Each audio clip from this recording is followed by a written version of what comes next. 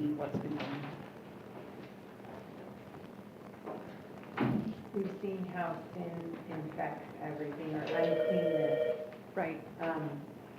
It's just perpetual. It seems like it would be constant. And whether it's mold or skin disease or bodily discharges, it's just makes you ritually impure. Right. And that ritual impurity is not a sin, but it's a great metaphor for sin, which we're actually going to talk more about when we get to chapter 18. Then we're going to get to the actual moral impurities. But the ritual impurity is a great metaphor for sin because of how it spreads, because of how it affects the people around you. You can't bring ritual impurity into your house and put it in a corner because it affects everyone in your family. It affects anybody who touches you and is not sin the same way. It's a really interesting picture. And so what has to happen in order to be freed and cleansed? It's not just a matter of forgiveness. There are matters of purification, right? Purification has to happen. The killing, corrupting effect of sin has to be stopped. The curse of sin has to be taken care of, and we've been seeing pictures of that all through chapters 11 to 15. Well, and what's the ultimate answer to all of that impurity? How do you get clean of it?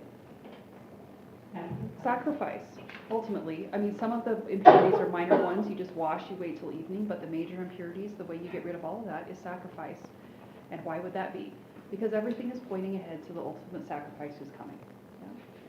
So, after all that stuff about ritual purity and impurity, the opening verse now of chapter 16 is going to recall the context for us.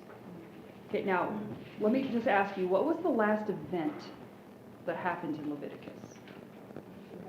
Event. Mm-hmm. Well, There haven't been a lot of them in Leviticus, so. was it the death of Yes, Aaron's son? it was. That was the last major event. That was the tragedy of chapter 10, when the two priests got consumed by the fire of the Lord. Now, we've had 5 intervening chapters, but they've all been instruction about how to avoid ritual impurity when you approach the Lord and what to do about it if you're ritually impure, which is appropriate given what just happened to the 2 priests. There's no indication in the text that the situation has changed, which means this might very well be very close to the time when the 2 sons of Aaron died because dead bodies defile the dwelling place of the Lord, and 2 priests just died at the tabernacle. So, I mean, think about the weight of that it didn't even take 1 day before the tabernacle was defiled, and not just by anybody, but by the priests. And how defiled? By a dead body. It was serious.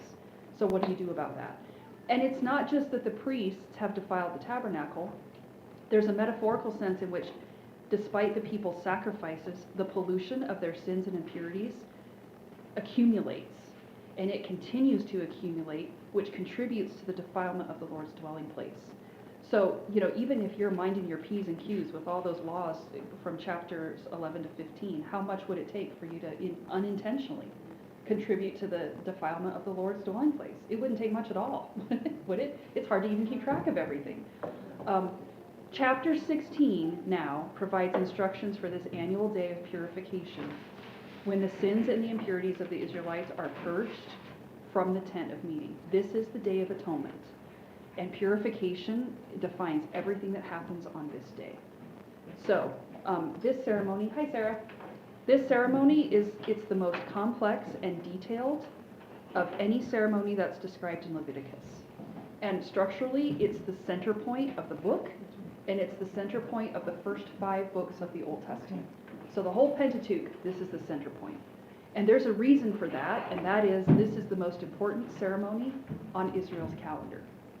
Now, Passover is important because it's this reminder of what the Lord did for Israel to bring them out of Egypt, and it's a foreshadow of the deliverance that's coming later through the Messiah.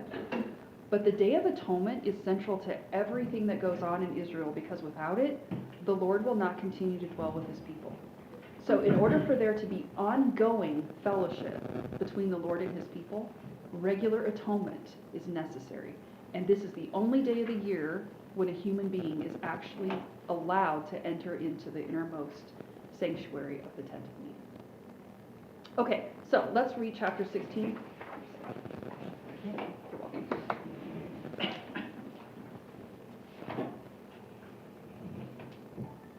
All right, chapter 16, verse 1. The Lord spoke to Moses after the death of the two sons of Aaron, who died when they approached the Lord. The Lord said to Moses, "Tell your brother Aaron not to come whenever he chooses into the most holy place, behind the curtain in front of the atonement cover on the ark, or else he will die, because I appear in the cloud over the atonement cover." This is how Aaron is to enter the sanctuary area, with a young bull for a sin offering and a ram for a burnt offering. He is to put on the sacred linen tunic, with linen undergarments next to his body. He is to tie the linen sash around him and put on the linen turban. These are sacred garments, so he must bathe himself with water before he puts them on. From the Israelite community, he is to take 2 male goats for a sin offering and a ram for a burnt offering. Aaron is to offer the bull for his own sin offering to make atonement for himself and his household. Then he is to take the 2 goats and present them before the Lord at the entrance to the tent of meeting. He is to cast lots for the 2 goats, one lot for the Lord and the other for the scapegoat. Aaron shall bring the goat whose lot falls to the Lord and sacrifice it for a sin offering. But the goat chosen by Lot as the scapegoat shall be presented alive before the Lord to be used for making atonement by sending it into the desert as a scapegoat. Aaron shall bring the bull for his own sin offering to make atonement for himself and his household, and he is to slaughter the bull for his own sin offering. He is to take a censer full of burning coals from the altar before the Lord and 2 handfuls of finely ground fragrant incense and take them behind the curtain. He is to put the incense on the fire before the Lord, and the smoke of the incense will conceal the atonement cover above the testimony so that he will not die. He is to take some of the bull's blood and with his finger sprinkle it on the front of the atonement cover. Then he shall sprinkle some of it with his finger 7 times before the atonement cover. He shall then slaughter the goat for the sin offering for the people, and take its blood behind the curtain and do with it as he did with the bull's blood. He shall sprinkle it on the atonement cover and in front of it. In this way he will make atonement for the most holy place, because of the uncleanness and rebellion of the Israelites, whatever their sins have been. He is to do the same for the tent of meeting, which is among them in the midst of their uncleanness. No one is to be in the tent of meeting from the time Aaron goes in to make atonement in the most holy place until he comes out, having made atonement for himself, his household, and the whole community of Israel. Then he shall come out to the altar that is before the Lord and make atonement for it. He shall take some of the bull's blood and some of the goat's blood and put it on the horns of the altar. He shall sprinkle some of the blood on it with his finger 7 times to cleanse it and to consecrate it from the uncleanness of the Israelites. When Aaron has finished making atonement for the most holy place, the tent of meeting and the altar, he shall bring forward the live goat. He is to lay both hands on the head of the live goat and confess over it all the wickedness and rebellion of the Israelites, all their sins, and put them on the goat's head. He shall send the goat away into the desert in the care of a man appointed for the task. The goat will carry on itself all their sins to a solitary place, and the man shall release it in the desert. Then Aaron is to go into the tent of meeting and take off the linen garments he put on before he entered the most holy place, and he is to leave them there. He shall bathe himself with water in a holy place and put on his regular garments. Then he shall come out and sacrifice the burnt offering for himself and the burnt offering for the people, to make atonement for himself and for the people. He shall also burn the fat of the sin offering on the altar. The man who releases the goat as a scapegoat must wash his clothes and bathe himself with water. Afterward he may come into the camp. The bull and the goat for the sin offerings, whose blood was brought into the most holy place to make atonement, must be taken outside the camp. Their hides, flesh, and offal are to be burned up. The man who burns them must wash his clothes and bathe himself with water. Afterward he may come into the camp. This is to be a lasting ordinance for you. On the 10th day of the 7th month you must deny yourselves and not do any work, whether native-born or an alien living among you, because on this day atonement will be made for you to cleanse you. Then before the Lord you will be clean from all your sins. It is a Sabbath of rest, and you must deny yourselves. It is a lasting ordinance. The priest who is anointed and ordained to succeed his father as high priest is to make atonement. He is to put on the sacred linen garments and make atonement for the most holy place, for the tent of meeting and the altar, and for the priests and all the people of the community. This is to be a lasting ordinance for you. Atonement is to be made once a year for all the sins of the Israelites. And it was done as the Lord commanded Moses. Okay. Got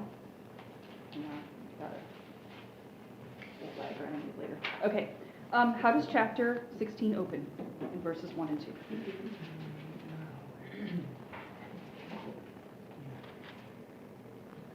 The same way most of these chapters open. And why does that? Spoke to Moses. Yep. And why does that matter?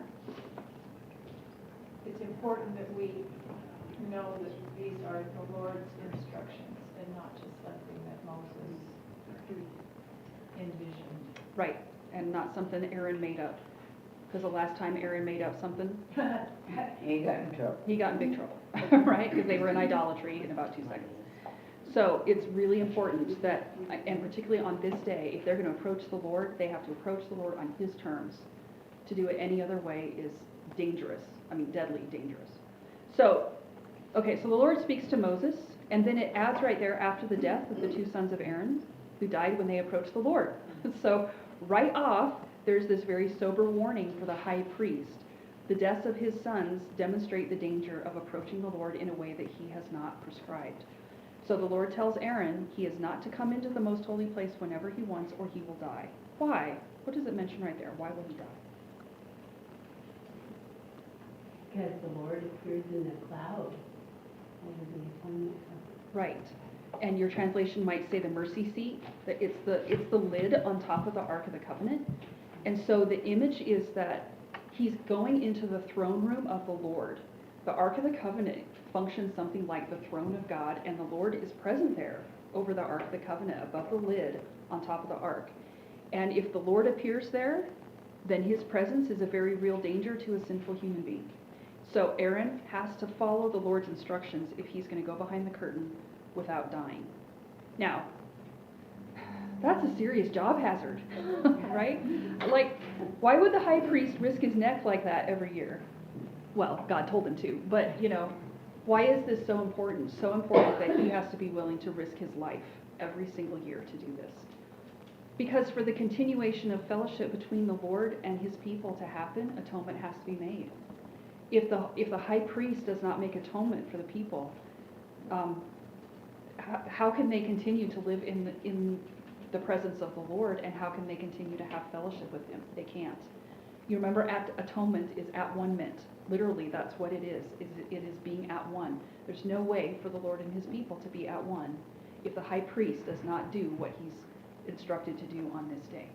So nothing is more important than this, because nothing could be worse than for the Lord to withdraw his presence from the people, or for him to be present but for the people to be able to not be able to fellowship with him. So the high priest is central to everything that's going on this day. Okay, now what are the instructions the Lord gives in verses 3 to 5? And let me just say, verses 3 to 10 are an overview of the whole ceremony. And then when we get to verse 11, we're going to back up and go through it again, but now with a whole lot more detail. So just in case when you get to verse 11 and you're thinking, wait, why didn't we already do this? Yeah, but it's just a summary section, and then we'll get all the details. So what are the instructions the Lord gives in verses 3 to 5?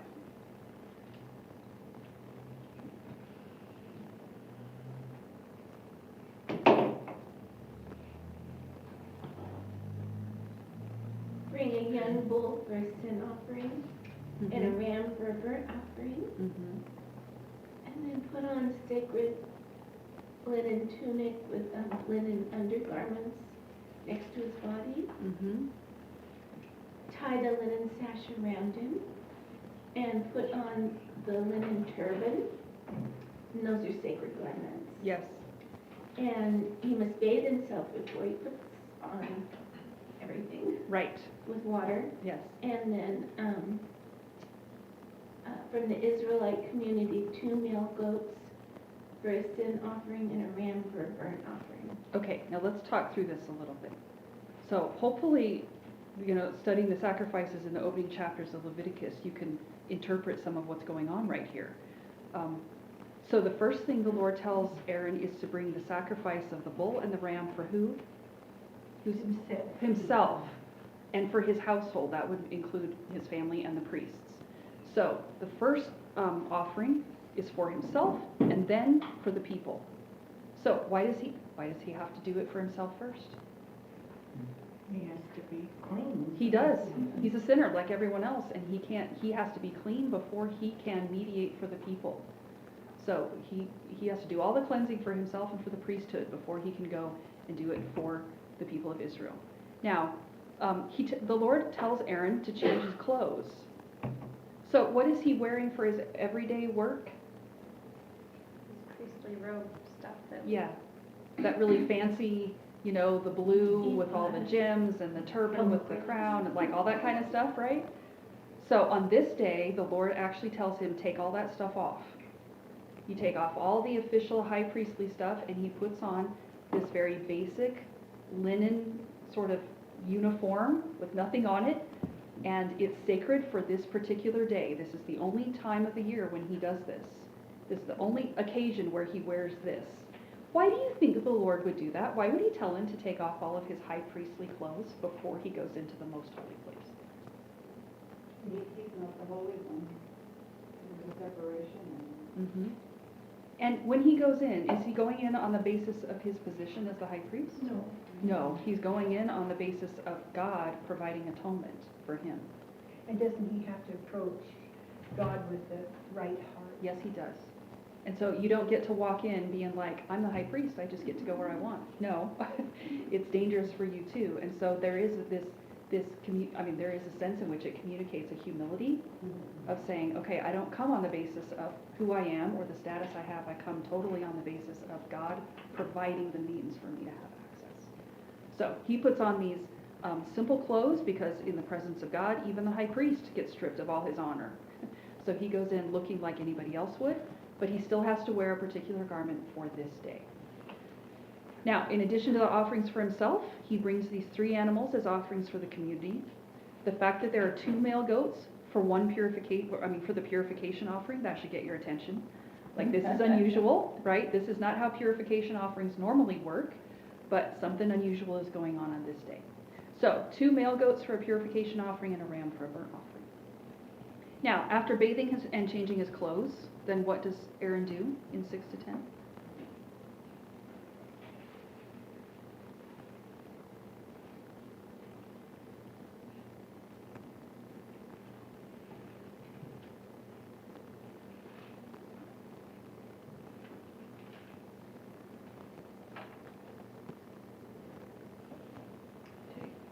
Take 2 male goats for a sin offering and a ram for a burnt offering? Okay, and then in 6 to 10, then what? Oh, I'm sorry. That's okay. He offers the bull, Mm-hmm. which is for himself and for his household, Right? and then he presents the 2 goats at the door of the tabernacle meeting. He casts lots for the goats. One goat becomes the offering, the burnt offering, The purification, The sin sin offering. offering. Mhm. Yep. and the other goat becomes the scapegoat that carries the sin of the people away from the camp. Yes. Now, I don't know if you noticed when we read through this, there is a lot of detail about the sin offering and hardly anything about the burnt offering. The burnt offering is going to show up in a minute, but it's going to get like 1 line. The bulk of this day is about purification, which is why there's so much detail about that particular offering, the sin offering, which is the purification offering. That's the one that's important on this day, and that's the one that gets modified because of the particular things that are being symbolized on this day. So, when he takes the 2 goats for the people and presents them before the Lord, he casts lots for them. The second goat that's presented alive before the Lord, your translation might include the word Azazel right here. Yeah. Or you might have a footnote about that. That's literally what the text says, but nobody really knows what that word means. So it might be a proper name because it's parallel to the Lord in verse 8. So some people think that it's the name of maybe a spirit that people believed in that lived in the wilderness. We're actually going to get to some goat spirits later in Leviticus. Some people think it was the name of a place, that they're sending it out into a place that's named Azazel. The traditional explanation of that word, Azazel, is that it's a compound word because it combines the word goat, which is ez, with going away, which is azel. And that would mean, basically, it's a compound word then that would mean the goat that goes away, which is where we get the word scapegoat. So both of those explanations have their pros and cons, but in any event, I think the general idea is clear, which is that the goat is sent out in order to take away the sin of Israel. Okay, now, in verses 11 to 28, we're going to back up and we're going to work through this with a whole bunch more details about all the various components of the ritual and exactly what Aaron is to do. So, when he brings the bull for his sin offering, and slaughters it for atonement for him and his family. Normally, he would take the blood into the holy place and he would apply it to the four corners of the incense altar. That's what we saw back in chapter 4. This time, what does he do instead? He takes a censer full of coals, a fire from the altar before the Lord, and 2 handfuls of sweet incense, beaten small, and he shall bring it inside the veil, Mm-hmm. and put the incense on the fire before the Lord, Mm-hmm. that the cloud of the incense may cover the mercy seat that is over the testimony, so that he does not die. Yes. So since he's going into the most holy place, that's where he's starting. It's like he needs a smoke screen. Now you know that smoke doesn't actually separate you from the presence of a holy God, but the picture is what's important. That he cannot just walk into the throne room of a holy God and see God in all of his glory and expect to survive. So God provides a way where there's this smoke screen that basically shields him from the presence of the Lord. And you notice that when he takes the censer of burning coals, where do the coals come from? The fire on the altar. That's interesting. It's like even the source of the fire has to be God directed. You remember what Aaron's sons did? I don't know where they got the fire, but it was called strange fire because it didn't come from whatever the Lord commanded them to do. So he takes these handfuls of incense, goes through the curtain into the most holy place. Do you remember what was embroidered on those curtains? Remember that? Cherubim. There are cherubim that are embroidered on the curtains. Why? They're guarding the entrance. They are. Has that ever happened somewhere before? Well, The Garden of Eden, right? So what you're getting in this picture is that here's the presence of the Lord like he was there in Eden. The cherubim were set outside of the Garden of Eden to keep people, after they had sinned, to keep people from going back into the presence of a holy God. Well, now here is a man going past the cherubim into the presence of the Lord. It's weighty what he's about to do. So it's really important that he does it the way the Lord tells him to do it. So verse 13 says, then he puts the incense on the fire before the Lord, makes this smoke screen from the incense to cover the atonement cover. And then he takes some of the blood from the sin offering, the purification offering, and what does he do with it? sprinkles it on the altar. Mm-hmm. Not on the altar. Oh. Atonement In front of the cover. mercy seat. Right. So he sprinkles it on the front of the atonement cover. And then, yep, and some of your translations might say on the east side, which is the front. And then after he sprinkled it, how many times? 7. And then he sprinkles it in front of the Ark of the Covenant. How many times? 7, right? Okay, now, why in front of it or why on the east side? So, if you have your introduction paper, I gave you this diagram, a smaller version of it. It might be kind of hard to see. But basically what we're doing is we're starting in the most holy place, which is over here on the west. And if he puts the blood on the east side, on the front, and then in front of it again, what he's doing is he is pushing the purification eastward. And it's not going to stop there. He's going to start there and he's going to purify everything in here, push it eastward. Then he's going to purify the holy place, which is to the east of that. Then he's going to purify the altar outside, which is to the east of that. And then the scapegoat is going to go out the entrance, which is to the east. Now, why would the Lord be doing that? There's this eastward progression of the purification on this day. Why? Out towards the people. But are the people are they gonna stay or are they gonna go? When they're standing there on this day, think about this in relation to the Genesis. So when you read the story in Genesis, when the people get forced out of the Garden of Eden, they get forced out to the east. And if you keep reading through Genesis, what you see is that people keep going further and further east. The idea being that they're getting further and further from the presence of the Lord until God goes to the east and gets Abraham and brings him back. What you're getting on this day is this picture now of something being forced out to the east. In the Garden of Eden, it was the people, but now what is it? Sin. It's the sin, right? The people who are spectators at this, they get to stay. While the sin and the impurity is what gets forced out. And that's the picture, is starting in the most holy place, in the place where God dwells, He's gonna push the sin and the impurity further and further out until, how far does it go with the scapegoat? To the wilderness. So it disappears, right? So that you get this image of it just going out into the wilderness until it's gone. And that's intended to convey some spiritual truths to the people. Okay, we'll come back to that in just a minute. I'm getting ahead of myself, but What is the scripture about as far as the east is from the west? Like, you it's forgive in the our Psalms, sins but yeah. As far as You the always east think is from about the that west. right Yeah. here, don't you? It's like God just pushes it out until he can't see it anymore, until they can't see it anymore, until it just disappears. All I can think of is East of Eden, isn't that a movie? It is. You have like James Dean in it or something? I don't know, I can't remember. Okay, now, yeah, we'll come back to the east side again in a minute. Now, normally when he does purification like this, he dabs it on the four corners, like of the altar. Why do you think he doesn't dab it on the four corners of the Ark of the Covenant? Well, the simple answer is because God told him to. Right? And why would the Ark of the Covenant be different? The Ark of the Covenant has no sin. It's Because permanently God's- holy. What? And if you touch it, what happens to you? You die. Right. So, That's a big it's really important that right here he accomplishes all of this purification without ever touching the Ark of the Covenant, because it's too holy for him to touch. So he can't dab the blood on like he does with the altar. He just has to sprinkle it on it without ever touching it. Why 7? Why 7 times?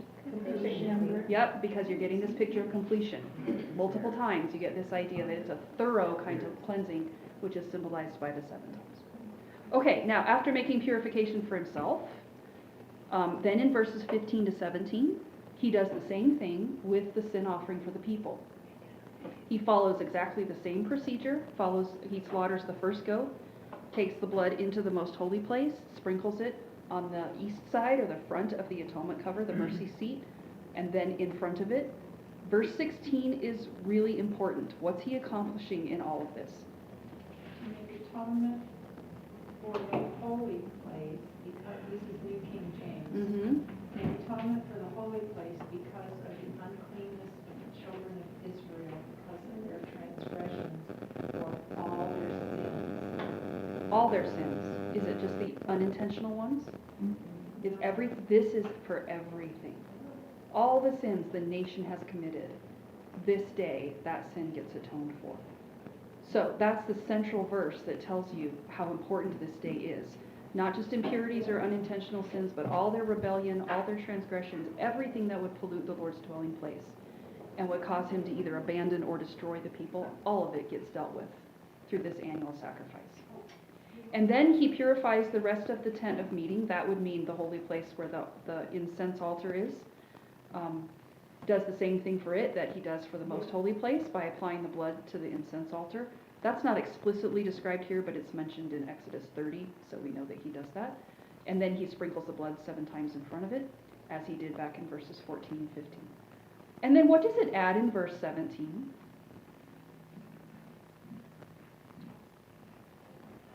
No one can be in there from the time he enters until he comes out and has made atonement for himself and for his house and for all the people. Right. Why?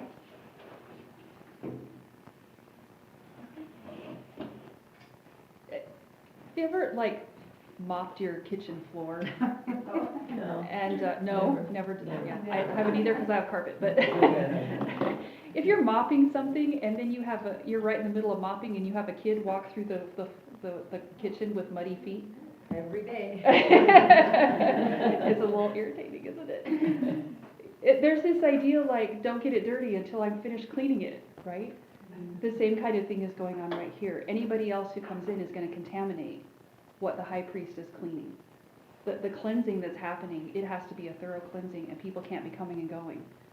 Even not just in the most holy place, but even in the holy place where they would, light the lampstand or do with the bread or whatever, nobody's allowed to be in it until he's completely finished doing all the cleansing that needs to be done. And then after making atonement for the most holy place, in verses 18 and 19, he comes out into the courtyard and he makes atonement for the outer altar. This is the altar of sacrifice. And in this case, he takes both the bull's blood and the goat's blood, so his sacrifice and the people's, and he puts the blood on the 4 horns of the altar, which is typical of a sin offering, and then he sprinkles the blood 7 times. And it says in this way, that sprinkling of the blood 7 times, that's unusual, but in this way the text says he not only cleanses it, but he consecrates it. That's important because the word cleanse means there's a movement into a state of ritual purity, but the word consecrate means there's a movement into a state of ritual holiness. So both of those things are being accomplished. They're being cleansed and consecrated. And the consecration is important because you're getting it into the holiest state possible. Okay, now when he's finished purifying the most holy place, the tent of meeting, the outer altar, then what does he do in 20 to 22? He lays his hands on the live goat and confesses all the iniquities of the people of Israel Mm-hmm. and all their transgressions, all their sins. Mm-hmm. Then what? He puts them on his head Yep. and it's sent away in the wilderness by a hand of a man who is in readiness. Yeah. So somebody's appointed to, take the goat away. And when it says that he's sent out into that the goat carries the sins of the people to a remote place, literally it's a place that's cut off. So it's this idea that instead of the people getting cut off, their sin gets cut off, and it's symbolized by this goat that carries it away to a place that's completely cut off. So think about just the weight of what's being communicated by all of that. There's this image then of the nation's sin not only being cleansed from all that the holy dwelling place of the Lord, but then being carried away until it completely disappears from sight. And so if you're standing there as a spectator and you're watching this, okay, if you know the background of Genesis, you know you should be the one who's cut off. You should be the one who's sent out away from the presence of the Lord, never to come back. But now you get to stand and you get to stay there at the dwelling place of the Lord while all your sin and impurity gets carried off. I can imagine everybody's just standing there watching this goat, right? You would watch it until it just disappeared. And then I wondered, why did they use a goat instead of a lamb? Probably so it wouldn't follow the guy back, right? Because a lamb just comes home, but a goat does its own thing. Well, it ends up in this remote place and he leaves it there and nobody ever sees it again. What an amazing image of your sin, right? Being taken completely out of the presence of the Lord, completely away from you, and just wandering off until it's gone, like the east is from the west, completely out of sight. Does this speak to Jesus in the wilderness? Yes, but hold that thought. So much stuff speaks of Jesus. Yes. I want to know the end. Yes, bring that up again in just a minute. Okay. So throughout the year, there's this movement of the people's uncleanness toward the presence of God, because they're always coming toward the tent of meeting. They're coming to the tabernacle to bring their sacrifices and deal with their sin. Here, that gets reversed, because everything is now that's accumulated there has been taken away from the tent of meeting, away from the presence of God, and away from the people. So the purification, starts in the inner room, closest to God, and then everything gets forced out. And it's interesting how the ceremony makes use of 2 goats, and that he casts lots for them. There's this image like there's one goat that's accomplishing 2 different aspects of atonement. So one is purification, and the other is expiation, which is erasing it, expunging it, sending it away. So there's one that cleanses from sin's pollution, and the other that removes sin's guilt. It's one sacrifice with 2 functions. And you see it in the 2 goats and what they do. And it's interesting, the 2 goats go opposite directions. So one of them goes into the presence of God through the sacrifice that results in the blood, and the other goes away from the presence of God into the wilderness loaded with the sins of Israel. Okay, now, what's the final part of the ritual in 23 to 25?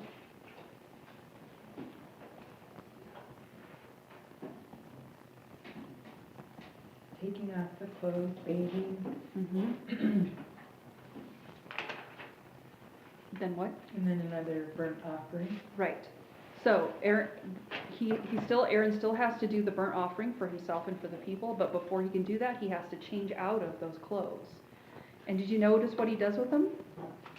He leaves them. He leaves them in the holy place, so the secondary room in the tabernacle, he leaves them there because they're sacred and they're only used for this. And then he washes again, puts on his regular high priestly clothes, and then he goes outside the tabernacle to offer the burnt offering for himself and for the people, and then makes atonement for him and for them. And he also burns the fat of the sacrifice that was already offered for the people's purification. Remember, that's the choice part of the sacrifice, and it always belongs to the Lord. Now, the ritual is done, but there's still some cleanup, and you know it's important that everything in this ritual is handled carefully, including the cleanup. So, what about the man who takes the scapegoat away? When he's done, can he just go back home? No. What does he have to do? He washes his clothes and bathe himself with water. Yes. And also, the bull and the goat, whose blood was used for the purification of the most holy place, normally the meat of those sacrifices would be eaten by the priests, but not in this case, because of where the blood has gone. So, whatever's left from those animals, it has to be burned up outside the camp, because the priests cannot benefit from either of those offerings. What about the man who takes the carcasses out and burns them up? He has to wash and bathe. He does before he Wash can his even clothes. come back into the camp. Do you get the sense that purification is happening at every single stage of this whole day, right? The symbols of purification are everywhere, and intentionally so. Everything has to be purified.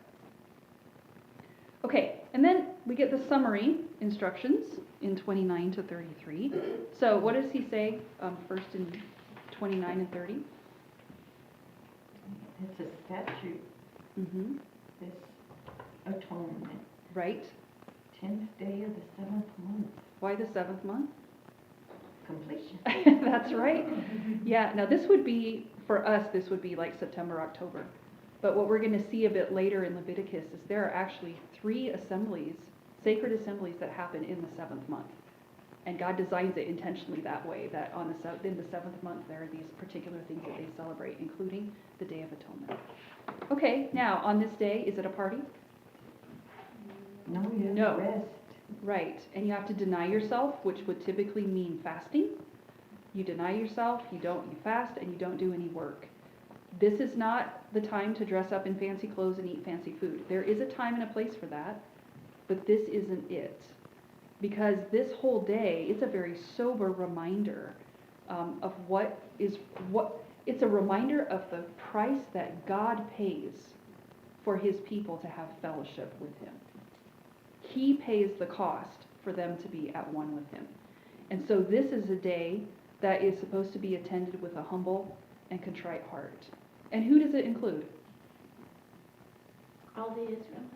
And The strangers. all the foreigners too, right? So everybody, the whole nation is supposed to stop and observe this day. Now, why is it so important? Well, verse 30 tells us. What does it tell you? To cleanse you. Mm-hmm. So you will be clean of how many of your sins? All of them. All of them. Like there is a thorough cleansing that happens on this day, and that's why it's so important. It's the culmination of all the clean laws that we've been looking at in 11 to 15 that you finally you read through those chapters and you just think, how do you stay clean? Like, how's it even possible? It's not. But ultimately, God is the one who provides for the cleansing of his people, and that's what this day is all about. And then verse 31 reiterates, this is a day of solemn rest. Literally what it says is it's a Sabbath of Sabbaths when the people must deny themselves. So they must put down their work and humble themselves and trust in the Lord's provision of atonement.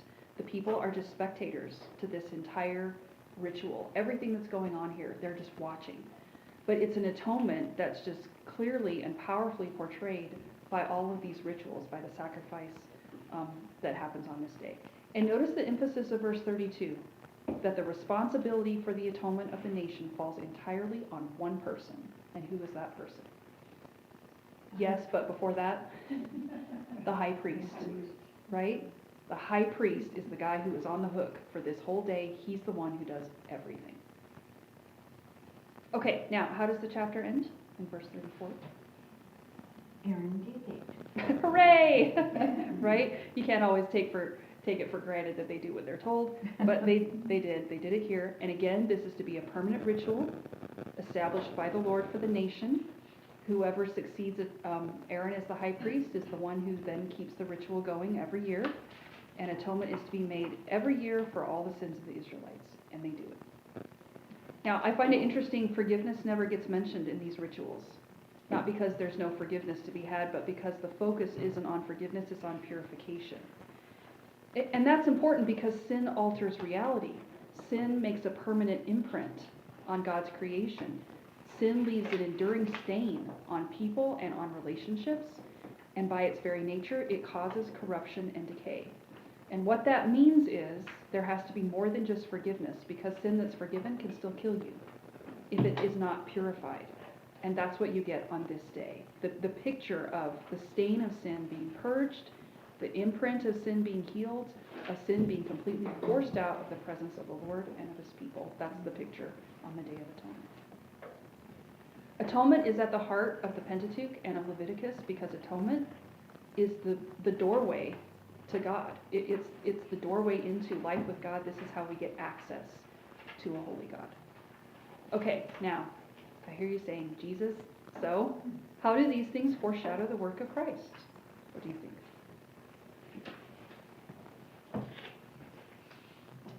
He's the Holy of Holies. He is the mercy seat. Mm-hmm.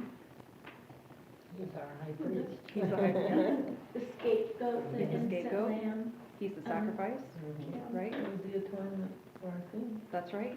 Everything in this day is about Jesus, isn't it? So think about what we've seen in some of the rituals before. You know, if there's going to be purification of someone, they wash, and sometimes they wash their clothes or they change their clothes, and then they offer a sacrifice, right? If you were going to do that for the whole nation, you could have the whole nation wash, take a bath, but actually what happens instead is there's one man who washes on behalf of the nation. There's one man who changes his clothes on behalf of the nation. There's one man who goes into the presence of the Lord on behalf of the nation. And why is there one man? Because it's pointing ahead to Christ. I don't know for sure, but I think this might be why one of the reasons why Jesus gets baptized at the beginning of his earthly ministry. He doesn't have to be baptized because he's a sinner. He's not.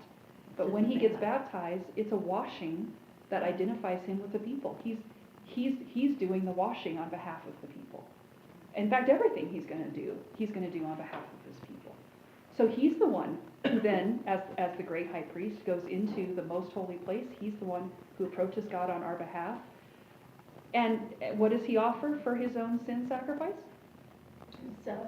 Well, he doesn't offer anything for his, right? Because he's sinless. He doesn't go in with the sacrifice for himself because he has no sin. But then for the people, he becomes the sacrifice, right?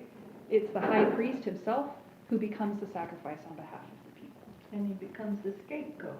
He does. How? By going into the wilderness.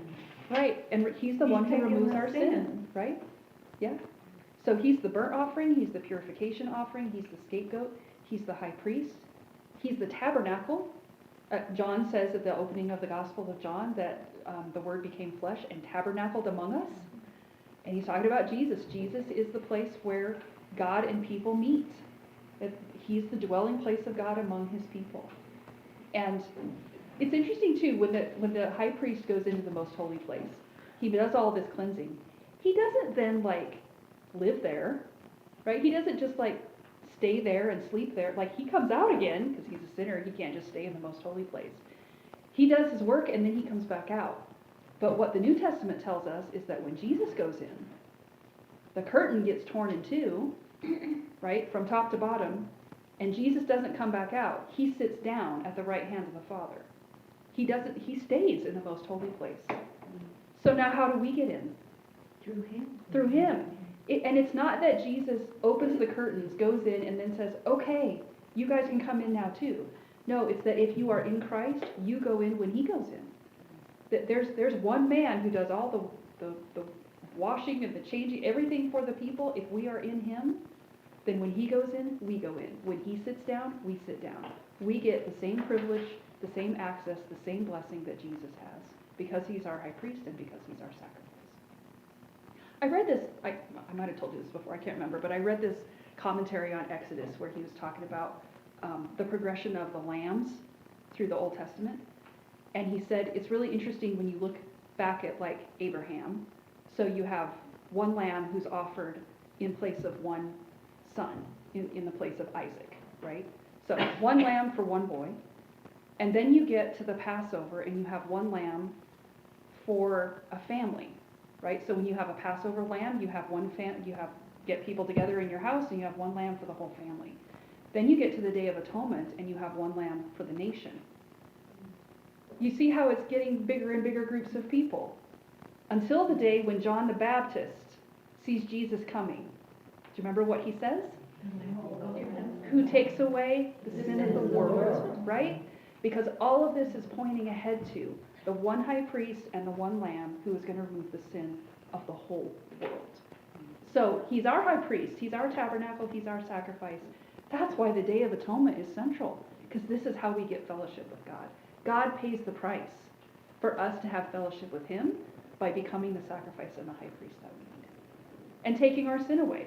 It's interesting in Isaiah 53, when you read the section about the suffering servant, it uses the language of this chapter to describe what Jesus does, because it says he bore the sin of many and he was cut off from the land of the living.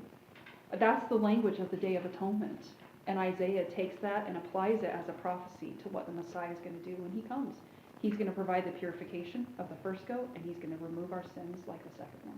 He's going to be everything we need to have fellowship with God. All right. Comments? Anything you would like to add? Do you know how the Jewish people deal with the Day of Atonement now, or how they even deal with anything? I don't.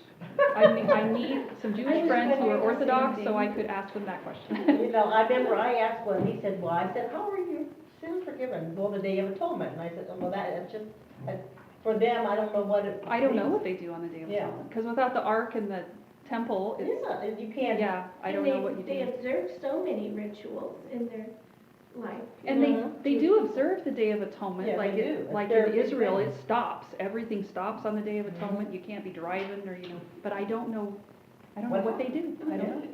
I just, What's the symbol of forgiveness? Yeah. I don't know.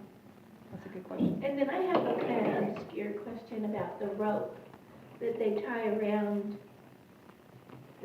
when he goes in. Yeah. Pull them out.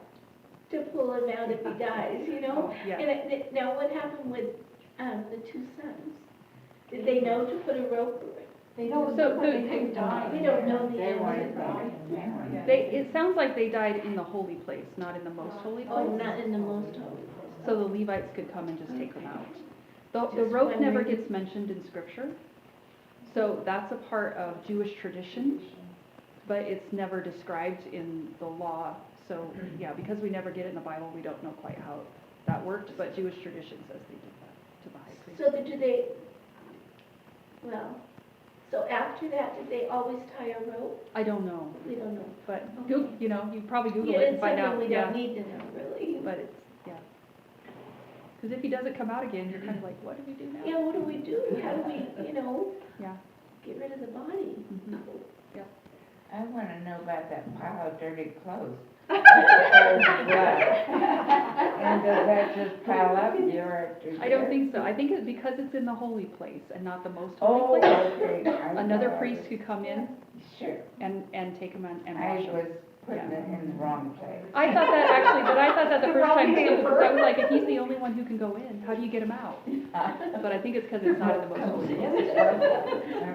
Good. Yeah. I have a question about, it said that Aaron brings the bull and the ram for a burnt offering in the holy place. Does that mean inside the tent? Not the most holy place, but What verse are you looking at? 3.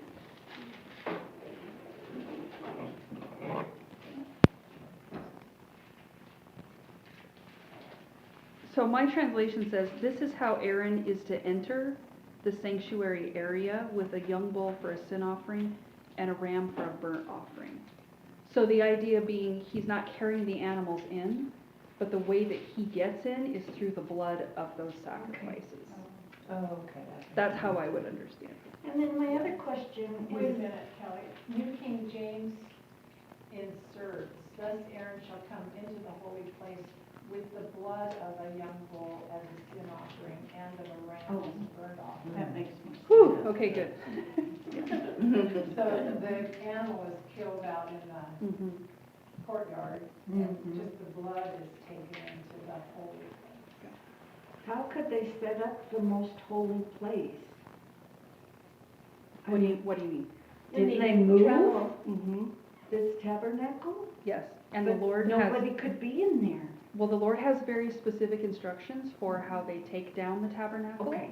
And who can, I mean, even when they carry the Ark of the Covenant, nobody Yeah. can touch it, and it's only the priests who are supposed to carry it, and they have to carry it with the poles, and like, so he has very specific ways that they take it down and put it back up again so that nobody gets hurt. Thank you. Exodus. Yeah, that's right. So I have a question, had it quite a while. It says the Lord spoke to Moses. Okay, is Jesus involved in this at all? That's a good question. I don't really know. I think that Jesus is present more often in the Old Testament than we necessarily see or think, because you get all three members of the Godhead. I tend to think that when you see things, for example, where it talks about the angel of the Lord appearing, I tend to think that's the second person of the Trinity. But that's a whole other topic to talk about. But whether it's Jesus speaking to him or the Father speaking to him, I don't know. But I think Jesus is more present in the Old Testament than we necessarily see. The other thing I was thinking when I read, I was reading the beginning of 1 Samuel, when it talks about the sons of Eli and how, horrible they were. One of the things that I've always wondered is how was it possible for them to go into the most holy place and to take the Ark of the Covenant out and haul it into battle with the Philistines? Like, how can you do that? How can they remove it from the most holy place? But as I've been reading Leviticus, what I've started to think is, when you go through Judges, which is the precursor to all that stuff that happens with Eli's sons, when you go through Judges, you see the sin of the Israelites accumulating to a point that's horrific by the end of the book of Judges. I tend to think the presence of the Lord was already gone. The reason they could remove the Ark of the Covenant the way they did was because the presence of the Lord was already gone, because of the sin that you just see piling up in the book of Judges. So that when, I don't know if you've read that story, one of Eli's daughters-in-law, she's pregnant, she hears that her husband has been killed in battle, then the Ark of the Covenant has been lost, and she goes into labor early. And then she gives her son this name that means something like the glory has departed. And I've always read that thinking, okay, so when the ark departed, the glory departed. Actually, I think the ark departed because the glory already had. And I think that because of what we keep seeing in Leviticus, that there just comes a point where if the sin of the people accumulates and accumulates and accumulates, the Lord will abandon his dwelling place. Now, he didn't abandon his people because you know what happened with Hannah. But the glory of the Lord is, well, if Eli's sons, I can't imagine they were doing the Day of Atonement, right? I don't know. They just kind of seem to be doing whatever they wanted. And it's a scary thing then, when the Ark of the Covenant is gone, for the people to suddenly realize, I think that's why God let it go, to make people realize he was gone. And what are they going to do now without their God? Yeah. Which, well, of course, then Samuel deals with all that. Reminds me also of the second coming. Why is that? The Spirit will be gone. It'll be, It's a scary thing to think about, being cut off from God in whatever sense. That's a very serious thing. But Jesus is the last word. I mean, when you read it, you just can't help but think over and over, Jesus, there's Jesus, right? There's all the things that Christ did for us. And that's great. Okay, any last comments? Anything you want to add? It's interesting that Satanists have chosen a goat head as like their Baphomet symbol. Does that relate at all to this? I don't know, but I wouldn't be surprised. Yeah, they worship the sin. If the goat is the sign of uncleanness, and didn't you say Azazel means unclean, or? It means the goat that goes away. Yeah, okay. So some people in the book of Enoch, he's supposedly a fallen angel or Satan.